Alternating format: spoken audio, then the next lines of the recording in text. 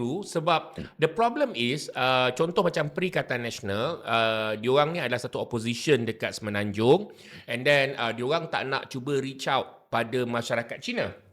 Saya ingat sebelum I think late last year, kita ada banyak buat video dan video-video kita datang dengan Mandarin subtitle, kalau masih ingat kan.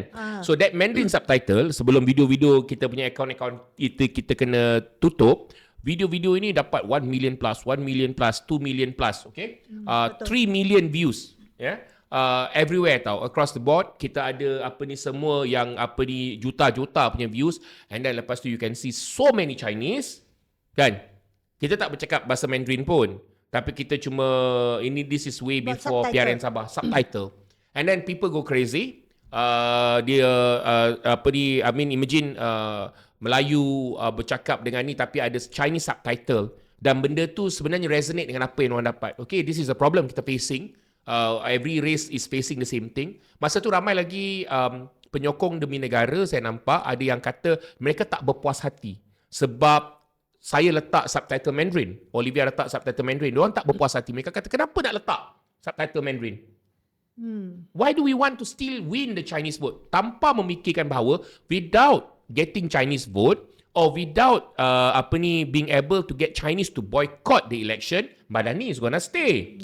Kan, statistically. So you kena buat that outreach. Orang marah, orang hantar message kepada semua orang. Kenapa you up with Chinese subtitle? Kenapa you up with Chinese subtitle? But if opposition is not doing that job, dia tak reach out to that Chinese community, then siapa lagi kalau bukan kita?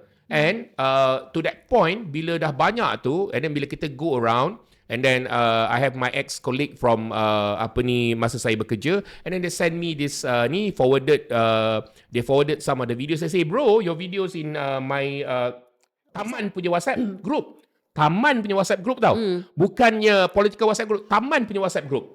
Olivia punya videos is on the going everywhere. So jadi bila benda ni macam ni kan, you need to reach out to Chinese voters. Betul.